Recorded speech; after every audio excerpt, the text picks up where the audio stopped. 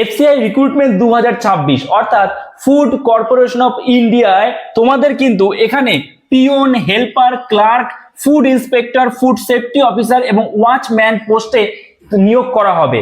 এবং এখানে তোমরা ন্যূনতম যদি তোমার যোগ্যতা অষ্টম শ্রেণী পাস হয় তাহলেও অ্যাপ্লাই করতে পারবে। যদি তুমি মাধ্যমিক পাস হও অ্যাপ্লাই করতে পারবে। উচ্চ মাধ্যমিক পাস যে কোনো শাখায় নম্বরের কোনো কড়াকড়ি নেই। এবং তার সাথে সাথে গ্র্যাজুয়েটও যদি তুমি হয়ে থাকো যে কোনো শাখায়, মানে তুমি যদি অষ্টম শ্রেণী পাস হও অ্যাপ্লাই করতে পারবে। তার জন্য আলাদা পোস্ট রয়েছে, কোন পোস্টে কি শিক্ষাগত যোগ্যতা লাগবে সেটাও আমি তোমাদের বলে দেবো।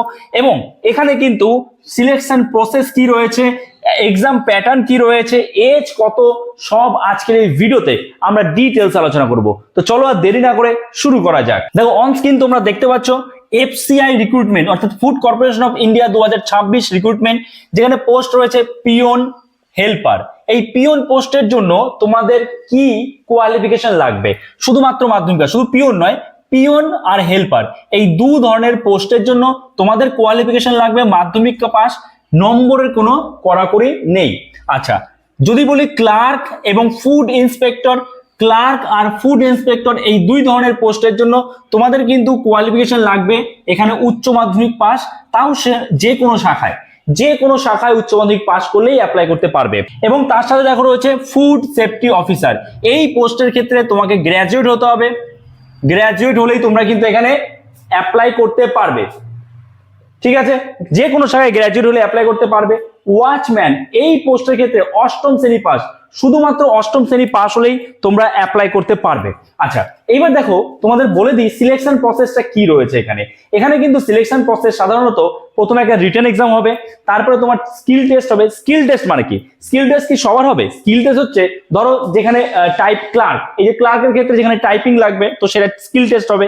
আবার ধরো ওয়াচম্যানের ক্ষেত্রে কোনো স্কিল টেস্ট নেই, এইরকম আর কি। ঠিক আছে, আচ্ছা, তারপরে দেখো হচ্ছে ডকুমেন্ট ভেরিফিকেশন এবং এরপর হবে মেডিকেল টেস্ট, আর এরপরে ফাইনাল যে মেরিট লিস্ট সেটা কিন্তু প্রকাশিত হবে। আচ্ছা, এবার এক্সাম প্যাটার্ন, এক্সামে তোমার কি কি সিলেবাস থাকছে দেখো। এখানে ইংলিশ থাকছে, রিজনিং থাকছে, ম্যাথ থাকে এবং জিকে থাকছে। ইংলিশ থেকে থাকবে 25 নম্বর, রিজনিং থেকে থাকবে 25 নম্বর, ম্যাথ থেকে 25 নম্বর, জিকে থেকে 25 নম্বর, অর্থাৎ টোটাল কিন্তু 100 নম্বরে কিন্তু তোমাদের একটা এক্সাম হচ্ছে। আচ্ছা, তারপরে দেখো এখানে কোয়ালিফিকেশন তো তোমাদের বলেই দিলাম কোন পোস্টের ক্ষেত্রে কি কোয়ালিফিকেশন লাগবে এবং ভ্যাকেন্সি কত, স্যালারি কত। দেখো এখানে যদি তোমাদের এজের কথা বলি, কত এজ লাগে, 18 থেকে 40 বছর কিন্তু এখানে এজ লাগে। এবার যারা এসসি এসটি ওবিসি আছে তারা কিন্তু সরকারি নিয়ম অনুযায়ী বয়সে ছাড় পাবে। এসসি এসটি হলে বয়সে ছাড় পাবে, এসসি এসটি হলে বয়সে ছাড় পাবে 5 বছর, ওবিসি হলে বয়সে ছাড় পাবে 3 বছর। ঠিক আছে, আচ্ছা, স্যালারি কত দেওয়া হয়? যদি ন্যূনতম স্যালারি কথা বলি এখানে, তাহলে 32,000, প্রায় 32,000 টাকা কিন্তু এখানে তোমাদের ন্যূনতম স্যালারি থাকছে। আচ্ছা, এইবার দেখো এখানে এক্সাম প্যাটার্ন তোমাদের বলে দিয়েছি, স্যালারি কত, ভ্যাকেন্সি কত, প্রায় 33,000 ভ্যাকেন্সি কিন্তু আসতে চলেছে, প্রায় 33,000 ভ্যাকেন্সি। অ্যাপ্লিকেশন অনলাইনে অবশ্যই তোমাদের করতে হবে, অনলাইনে তোমাদের অ্যাপ্লাই করতে হবে। এবার দেখো সব ডিটেলস আমি বলে দিলাম যে পোস্ট কি, কোয়ালিফিকেশন কি, এজ কত, স্যালারি কত। এবার তোমরা অ্যাপ্লাই কিভাবে করবে? অ্যাপ্লাই তোমাদের অবশ্যই অনলাইন করতে হবে। এফসিআই এর যে অফিসিয়াল ওয়েবসাইট আছে সেখানে গিয়ে অ্যাপ্লাই করতে হবে। তাহলে কবে থেকে অ্যাপ্লাই করবে? দেখো এখনো কিন্তু এর কোনো রকম অফিসিয়াল নোটিশ আসেনি, তবে খুব তাড়াতাড়ি আশা করা যাচ্ছে একটা অফিসিয়াল নোটিশ আসার সম্ভাবনা রয়েছে, কারণ অনেক দিন ধরে কিন্তু এটা নিয়োগ হচ্ছে না।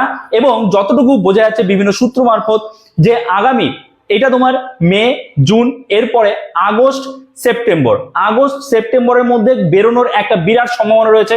তোমাদের আগে থেকে বলে দিলাম, কেননা এই পরীক্ষাগুলোতে দেরি হয় না, কিন্তু তোমাদের নোটিফিকেশন আউট হয় তারপরে 1 মাসের মধ্যেই তোমাদের এক্সাম হয়। তো 1 মাসের মধ্যে এক্সাম যদি হয় তাহলে তোমাকে আগে থেকে প্রিপারেশন নিতে হবে। তো সেই কারণে তোমাদের কিন্তু আগে থেকে আমি জানিয়ে রাখলাম। তো তুমি ধরে রাখো আগস্ট মাস বা সেপ্টেম্বর মধ্যে আশা করা যাচ্ছে এর একটা অফিসিয়াল নোটিশ চলে আসবে।